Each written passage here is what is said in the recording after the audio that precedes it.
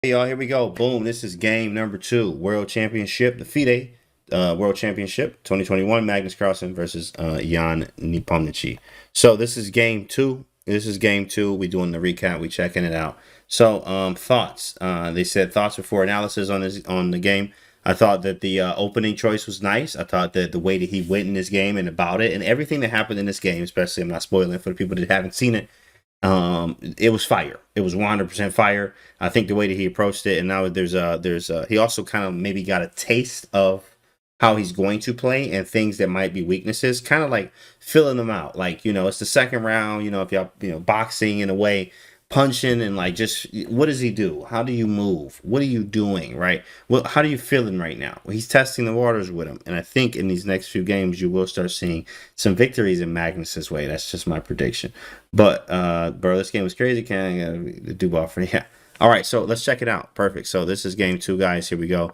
Magnus hit him with d4, right? Knight f6 and c4, e6, right? So we go on Queen's Gambit decline style, right? And then after knight f3, d5, right? So, okay, regular Queen's Gambit decline is what we're looking at here.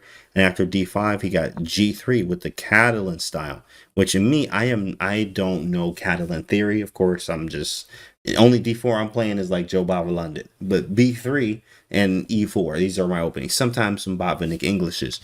But this is not an opening that I've studied really at all. Maybe from the black side, in fact, I've actually studied this. I actually capture on c4 and play a6 and b5 and play the sharp stuff.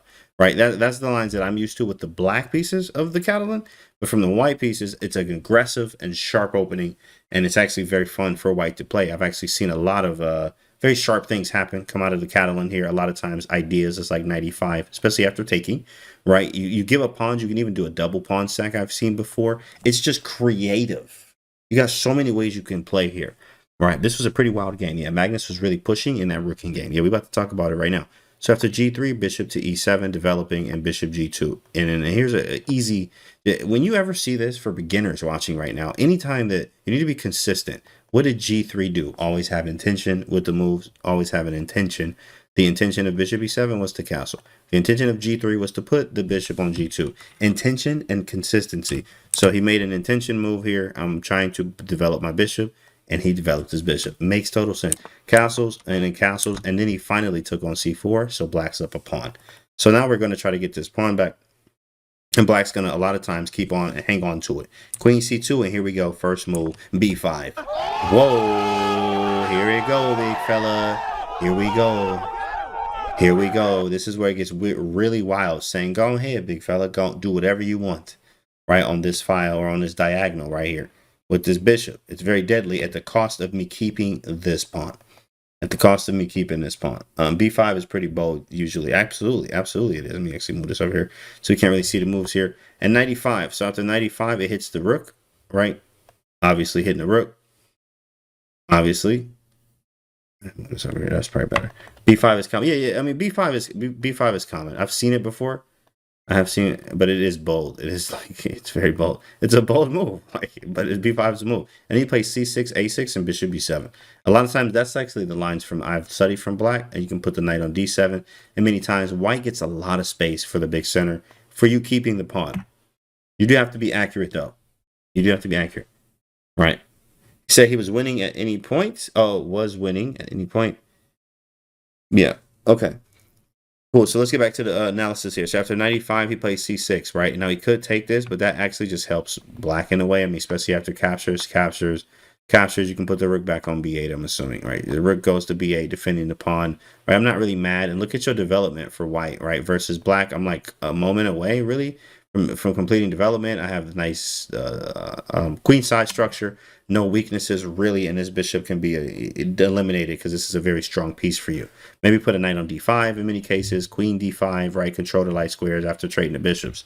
I mean, it's good. It's like really nice. What's up, Alex? So, but after c6, a4, right? So we're gonna blow open this whole structure here, and we have 2 pawns in the center. This is white's compensation, right, for giving up the pawn here. Is I got 2 pawns in the center, which is more space. So more space gives me more chances and activity to do stuff, right? a4 and knight c3, rook d1s. I mean, you can literally, it's a very flexible opening. So if you're looking for something flexible, Calvin is a way. This could have been, this position in particular could have been actually transposed or been here many ways. Actually, a few different ways, but this is the position. So knight to c3, f6, hitting the knight. Right, he wanted to kick this knight because it's super annoying, and he wants to be able to develop his pieces right here. And then I think, did he make a crazy move here? No, he just went back. He just went back. Okay, knight f3, queen d7. Right, and after queen d7, e4. Cool, so we got 2 pawns in the center attacking the knight. Stuff looks good. Like, the center is extremely fun to have. I remember Caruana saying that you never play e4 while the knight is still on e5. Oh, that's actually a good note. I've never actually noticed that here. I mean, I don't play the Catalan, so I don't actually know, but that's a good rule and system to know. So in e4 openings, I mean, usually this is not a thing. I guess that is a thing because I've never, that I can remember, had like 2 pawns and the knight on e5. Is kind of strange. You would have to remove the knight, then push, which is kind of in a way what happened here. He removed the knight, then he pushed knight to b4, hitting the queen on c2. Right, and then after queen e2, he brought that knight into d3 and stared at Magnus real hard. Real hard stare, real hard flex, start walking around and pacing and smiling.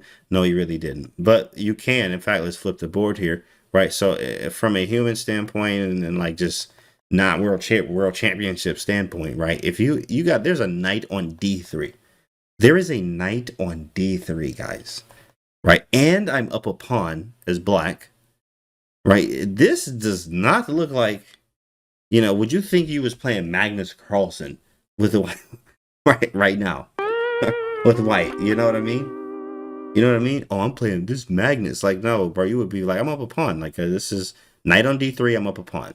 I should be good. That's how you kind of feel the position now. Even the evaluation bar. We can see, I can see that, right? Okay, it looks good. Yeah, so evaluation bars is zeros. Now it does say something about the position. If I'm up a pawn, but it's doubled, but it's zeros, there's some compensation for white. He played e5, which is pretty nice. I like it, putting the knight maybe here. And also if you trade, I get a pawn on e5, and maybe I can use the bishops or something later. So e5, bishop b7, he trades on f6. Bishop takes, and knight to e4 hits the bishop. Very nice, active pieces. I'm actually reading a book on that right now. It's more about activity and about, you know, less about material, more about activity. 94, knight to a6. Wow, and this move, knight e5. What a move. Knight e5, boy. So I actually missed this. Because I was not, I wasn't able to catch the first part of it. I was able to catch sort of the end of the match, but I was not able to catch this. And 95 is a move, boy. That's a move, my guy. Wow. So knight takes. Okay, so let's see. There's so much going on. What happens here? Knight takes, bishop takes. What? I mean, this seems like everything's winning. Maybe just knight g5. I could do this, get the pawn back. I could also take, I mean, is that too much? My idea here, this is what I'm looking at. Takes here. Right? I mean, I don't know. Like this, everything's hanging right now. It feels like that's the way to do it, but there's probably a stronger way. Also, let me point this out just in case y'all missed it. This was hanging too. Like there's so much stuff going on right now.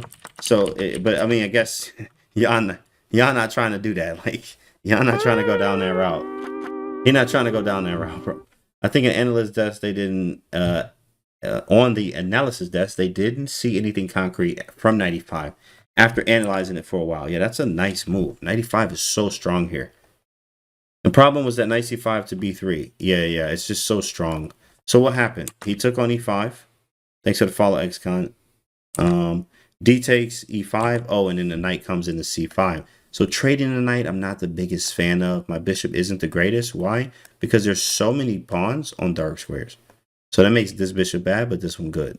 But this one's bad because he's on, you know, the squares here, right? You know, from there.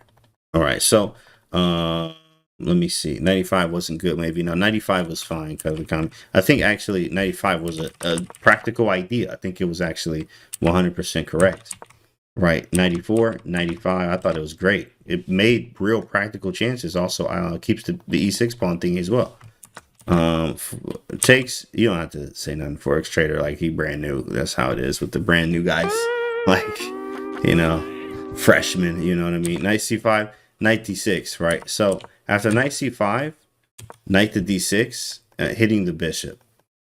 Okay, hitting the bishop and etc. Then black knight b3 came in, hitting the rook and hitting the bishop on c1. Both of these are attacked. This was beautiful that he gave this up like this.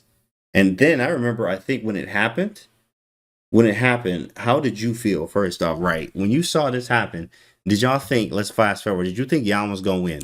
Who in the chat thought that Jan was going to win when they got right here?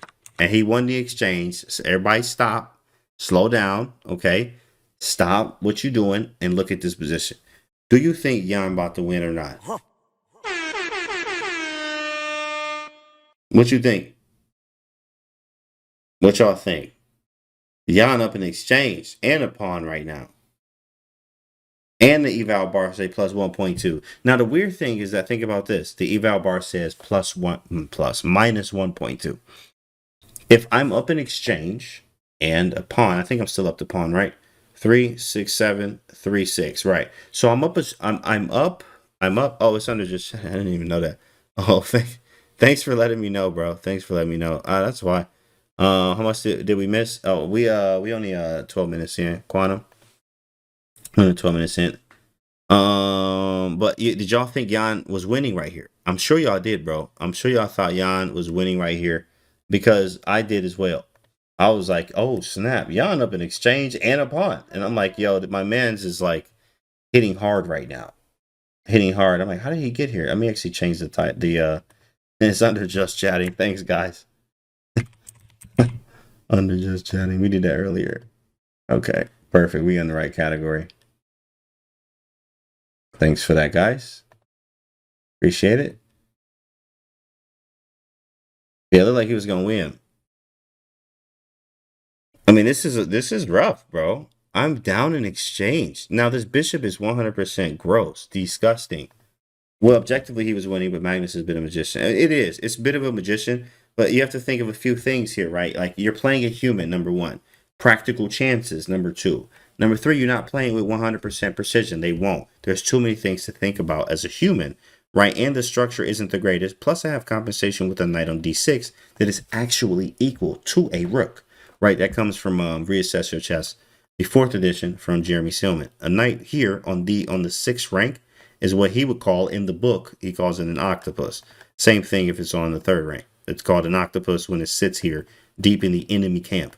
So, of course, this is nice. Also, the pressure here. You have pressure here, right? There's a lot of stuff going on right now.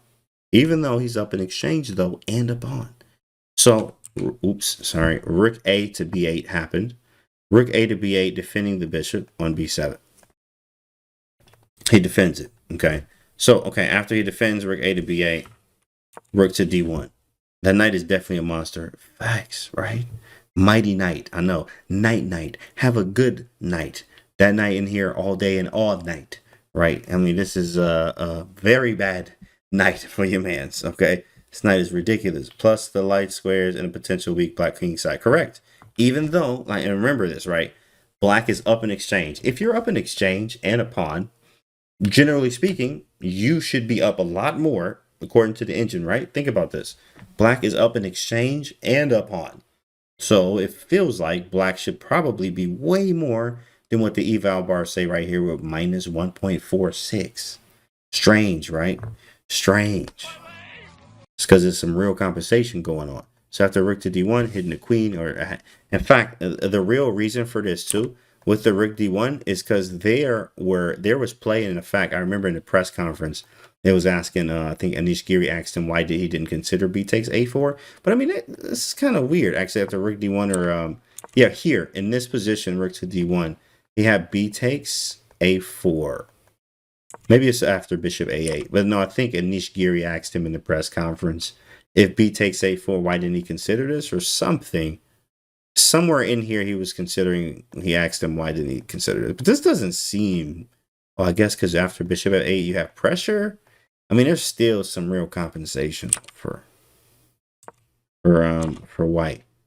So after bishop e4, this is what happened, right? He put the bishop back on a8. He said it made sense to him in the press conference is what he was talking about. Don't let the knight capture, right? I want to eventually play c5 is one thing I want to do.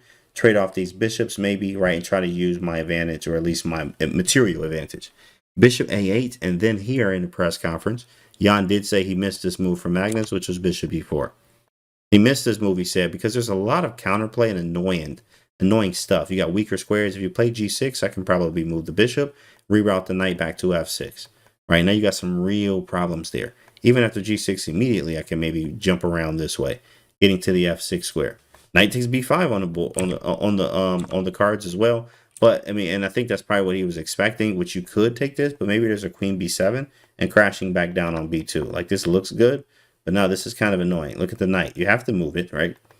I mean, maybe you don't. Maybe you don't have to move it, but this is not gonna last, right? And then you have to move the knight, and I can take on b2. Maybe I take on c4. No, I can. Yeah, you're losing. You lose there. That's crazy. And then check, and then actually queen f7 there. Just like, yeah, that didn't work. That didn't work. But Magnus chose bishop e4, and this is where Magnus, in fact, who was Levon, came on chess.com today. Make sure you're following there for the live coverage in the mornings. But chess.com was they had Levon on, and Levon was talking about here that he felt this is going to be a problem for Jan, basically, on his decision making in critical moments like this, when he could have taken on a4. In fact, let me see what the lines say here. Queen e7, b takes a4 and g6. These are all the moves that the engine recommends. But c3 was more of like, I think no one, in fact, Fabiano, I remember Fabi said that he was like, I don't understand why he played c3. I think that was like his I think that was his real words, like Fabiano. Imagine he all cool, calm, and collected. Like, yeah, Fabi. Well, I think like, he's just cool, bro. Fabi ain't got no problems with no one ever, and he just played chess. But when he said that, it was kind of like, dang, like that must have been really bad, right? Because how he said it was like, yeah, I don't know, I don't understand why he played c3 is what Fabi said. But it was this is the move, c3. Played c3, which is kind of strange. And it doesn't even come up. I was wondering why he was playing this. It's like not even necessary. Yeah, it just changes. G6 makes sense. Queen e7 makes sense. A6 even makes sense. Thanks for the follow, Zach. And is Mithy. And c3, range. Okay, let's turn this off. And then Magnus plays queen c2. Okay, queen c2, g6. The Magnus blunder on YouTube. Yeah. G6, b takes c3, b takes a4. And this is compensation, right? I have all this stuff going on. You can't actually capture. I wish, like, man, this looks like this would work, right? Like, I mean, if this works, like, man, you know what I mean? Like how is this? This is what I thought would work. I mean, how is this not working? Apparently it's -10, but I guess, oh, right here, check and check. Yeah. So I can't, oh, you always have that, don't you? That hurts. If it wasn't for that, you see how nasty that the attack was for white? But if it wasn't for this, and what I'm showing here is this, if you want to understand what I'm talking about here, check. And then this is hanging. But you were about to mate. I mean, you were so close. This doesn't work. It's so close to working, but it doesn't. It doesn't. So he took on a4. He's like, all right, it doesn't work. Cool. We just gonna reroute. And then rook after d8. You say who won the second one? We talking about it right here, bro. Rook a1, c5. I don't want to trade again. I'm down in exchange. Practical decision. Queen c4. Keep the queens on. Make it interesting. Captures. He took back with the knight, so he could swing the knight around with f6. He moved the king to h8. Knight back to d6 and rook to b6. At this point, I was like, oh, he about to sack on his knight. He is about to sack on his knight. Why? Because it's an octopus, right? Like Jeremy Silman called it in Reassess Your Chess. Yes, this is an octopus. He's about to take this boy. No doubt about it. He's about to snatch this boy up. So Magnus says, all right, cool. I'm whatever. You can have it. And he didn't take it. And I was waiting, like, when is he going to take this? I think it took him a while to capture this. He kind of played around a little bit. King g2, prophylaxis. Getting off the back rank. Pretty nice. Now your c3, now your line c3 makes sense because in absence of the b pawn, especially black's rook pawn. Yeah, thank you. What is an octopus? Yeah, the knight. The knight is actually, that's what they call it in Reassess Your Chess. Once you get to the knight chapter, in there he talks about it. When it gets to the 6th rank, he calls it an octopus, or the 3rd rank if you're playing black. Well, king to g2. So king g2 and then a6 from Jan. I guess trying to queen, free the queen up from here. And then king h3, which is a boss move, boy. How many of y'all would have put your king on h3? Bruh. Are you kidding me?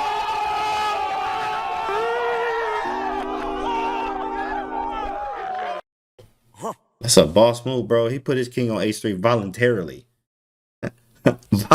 Voluntarily just put the king on h3. Okay, rook. King looks safe, I guess. Right, and make sure you put an emphasis on I guess. I guess is safe. We don't really know yet, though. I guess. King h3, right. And then after king h3, rook c6, defending the queen. Queen d4, king g8. Queen d4 defends the pawn. So there's no sacking right now, and then pawn takes. Then after c4, queen to c7. Defends. Queen g4. Hits e6, keeping the threats up. Finally, and I guess it's kind of annoying. I wonder if he could have kept it a little longer, like a rook d1 and then queen g4. Yes, he gets a5 in, but the idea here is you want to keep threats up, right? And Magnus knows this. Obviously, he's world champ. You got to keep threats up. They know this. So queen g4 was a threat here, and working backwards, obviously, we know he can take it. But if we go here, but then that leaves this, which, I mean, he can push it anyway. Maybe it's more of a waiting move, but then after queen e6, there's queen d7. Oh, we don't have that. Knight e4, knight f6. I wonder. Let's turn the engine on. See what happens. Queen g4. First move, of course, is Magnus. And then rook a2 and king g2. This is gross. This one's ridiculous. This one's definitely an engine move. But rook to d1, though. a5. Look at that. All right. a5 is one of the moves I mentioned. And then a5, he can push it. Queen g4, and is it queen somewhere? And then I can't, so there's not nothing. Huh. Wow, there's nothing. Takes check, and he takes. Insane. It would have ended up that way anyway. Wow. Mind blowing. Mind blowing. That is absolutely mind blowing. King h2 blew my mind. I wouldn't find that move at least at all. Yeah, this was very, very crazy. I mean, of course, obviously you have so much time to think about this stuff too, but there was that was so super cool because after looking at that line with the rook to d1 trying to play queen g4, I mean, he just said it's the same thing.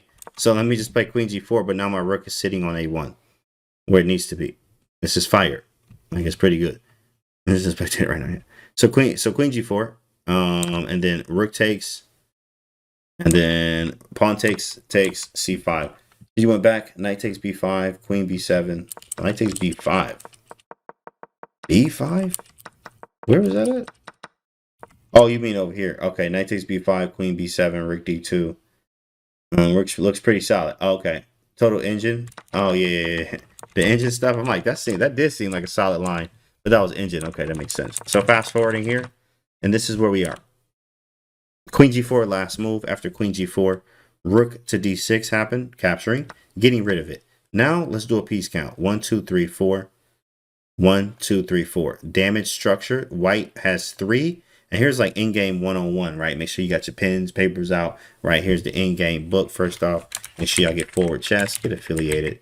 Here you go, Forward Chess. Here go the in-game book, Devereski. Shout out to my uncle Devereski. Okay, look, 3 pawns on the same side. 3 pawns on the same side and a king pawn in game generally is a draw, even if you're down a pawn. So this is good to understand. But that doesn't mean that it is a draw. You still want to push, and you're going to see how Magnus did that, and it was very impressive to try, basically. The word of the day here is try. Very nice. Very nice, and a very nice display of how Magnus does this. So after queen takes d6, c5. c5 hits the queen, right? And I mean, he just took it. Like, what a dog here. But he takes it because after check, you need your rook to be active for stuff to work. And it's not active. It's on a1, the starting square. So yes, I can allow you to check me. And your king just as vulnerable as mine is. Out here in the middle of the street, absolutely looking crazy. So you need to be careful. I gotta run here. Queen h5 is coming, like so, whatever. So he said, I'll do the same. King g7, whatever. Then he takes on a6, allowing a check. Doesn't really matter. And he plays rook f8. By the way, this was #1 engine move too. #1. Turning the engine on. I'm gonna show y'all. Rook f8. Played quickly too by Jan. By the way, the man he be pushing tight. That's why he's facing Magnus, right? But rook f8 is in #1 engine move. Rook f8, f4. Very nice. And you have this type of endgame. This type of endgame we in. Right. He says, hey, check. Now remember, what did I tell you? Right. 3 pawns on the king side. It's a little bit different on the queen side. But on the king side, same side. And usually it is same side. But generally, especially on the king side, this is a draw. Supposed to be a draw. Man, if I said I got $1 for every time I said something supposed to be a draw. Okay, all right. Shout out to Carl. Yeah, I'll be like right behind him. Okay, so you know, with that, this is very, very drawish. It should be a draw. But here, this is what Magnus does. He pushes on and he tries to, what do they say? Squeezing water from a stone is what they be saying in like the analysis and like stuff like that I be hearing from the GMs and stuff. So rook a7, and I'm checking the king, right? And then we just go maneuver. Our goal is to just advance. Really, this should be a draw. But we're going to test them, and we're going to push and poke, and here we're up a pawn. So rook b5, rook e7, right? And here you see that the rook is cutting off the king from any access. Then he's like, all right, cool, let me throw a trade in here. Rook e5, try to trade them boys off. Rook back to a7. He said, all right, whatever, let's advance. So he said, okay, now I'm going to move my king up. h5, king h6, king h4. And I actually thought he had something here in a minute. I actually thought he had something here. He played g4, check, king g3, takes, and then he played rook e6 check. And I was like, oh, okay. Then king g7, and then he played g5. And I was like, oh, snap. If there's any kind of win, it's about to happen right now. If there's any kind of win here, it's about to happen right now. And Jan, I think Jan, yeah, you could tell like he was just kind of like, oh, snap. Okay, let me not mess this up. So he kind of sat up a little bit and then just like really started to think. And, you know, he did what he had to do here. But this looks a little bit more scary now. Just a little bit. Just a little bit. Just a little bit. But objectively, as you see, the evaluation bar says zeros. Rook to g1. Can't get out of all the checks, though. Correct. Check. King f2. Rook a1. Rook a6. Rook a4. He's saying, all right, cool. You know what? Cool, I'm going to attack this pawn. And after king f3, rook a3, king f2, rook back to a4, it's a draw. It's a draw. That's it. And this is game number 2 of the 2021 FIDE World Championship with Magnus Carlsen and Jan Nepomniachtchi. Right. The next one will be tomorrow, which cool. We'll have this up for y'all so you guys can. In fact, let me find that link. Let me get that link for y'all. Get that link. I have a link for it. So we can look at the schedule. There we go. Oh, sweet. Oh, you know what? It's just, never mind. We can look at it like this. Perfect. So here's the schedule.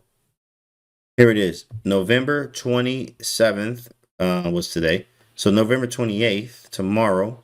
Again, if you're in Los Angeles, the Los Angeles time zone, it'll be at 4:30 in the morning. 4:30 in the morning. Yep.